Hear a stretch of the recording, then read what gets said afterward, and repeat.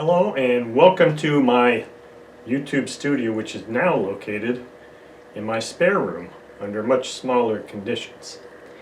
On the table today I have a box with an engine in it, and this is actually an engine that I've never had before, never featured on this channel, at least not in this configuration.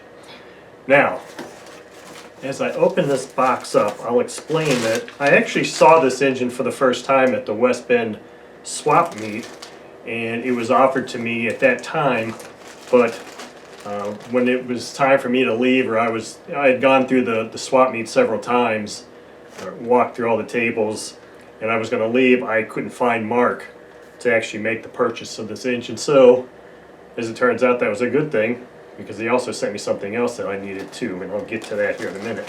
But this engine is the Rossi 40 that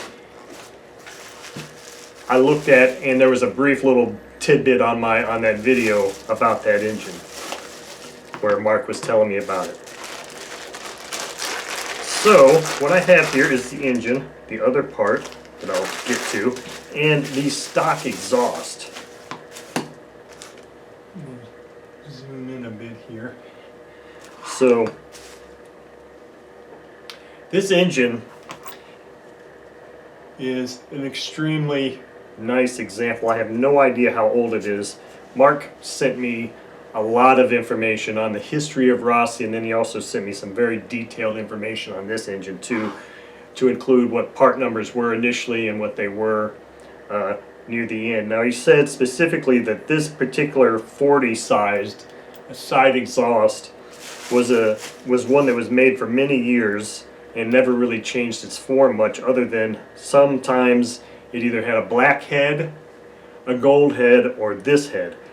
Now, I don't know if that was based on time period when they were released and just changes, or just aesthetic changes, if they offered them all three color heads at the same time.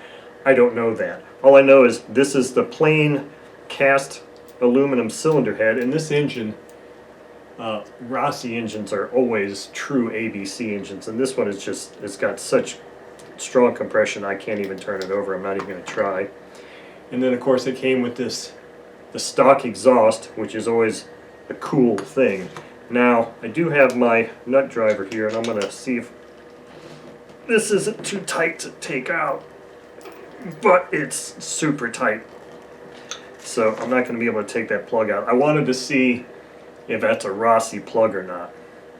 I'm not too familiar with the tip shapes of Rossi plugs. It's very possible that this is, but I did order, I believe it was an R4 or an R5 cold plug. Not the very cold, but it was just the cold plug, because I had seen just earlier today an ad for a Rossi 40 engine on eBay, and with that they were selling or including a Rossi R5 or R4 plug, I'm not sure. So I was going to get that, and I did buy that. The other thing that came with this box was a needle, a low-speed needle for a Weber 61 engine. Now, the Weber 61 engine, if you recall, was an engine that came in a box of other engines that Mike had sent to me, a month or two ago, and many of those engines I gave away, and I think I've actually run a couple of them. But anyway, the Weber 61, the Weber Speed 61, was a very nice engine, one I was super excited about, and I actually had that thing out and ready to go to the field, you know, before the snow was here, and I was going to take that out for a run, and then I happened to look a little closer at it, and I was like, holy crap, the low-speed needle is gone, or it's not there. It wasn't broken off, it just wasn't there. Well, Mark actually told me at the swap meet that he saw that video, and he actually had a low-speed needle for the Weber Speed 61, so he included that with this. So thank you very much, Mark, for that. As you can see, I haven't opened it up yet. I do want to get that installed in that Weber Speed 61, but I'm super excited about this engine. Now, the only other information that I recall, Mark sent me a lot of information on this. I don't recall if he told me how long he's had this engine, but he is the original owner of this engine. He had two of these engines, and he was doing some very specific flying with those engines, fun fly type things, I believe. I'm not sure. but this was his backup engine in case the first one met its demise or whatever. So this engine has been run, not a lot. It does not have a lot of runtime on it.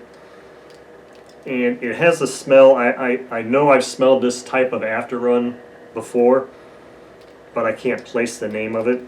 But I mean, it's just silky smooth and has super outstanding compression. So this is a very low time engine, and I'm super excited to have this. And it's going to be run on like maybe a 10.6 or a 9.6 prop, I think is what I saw.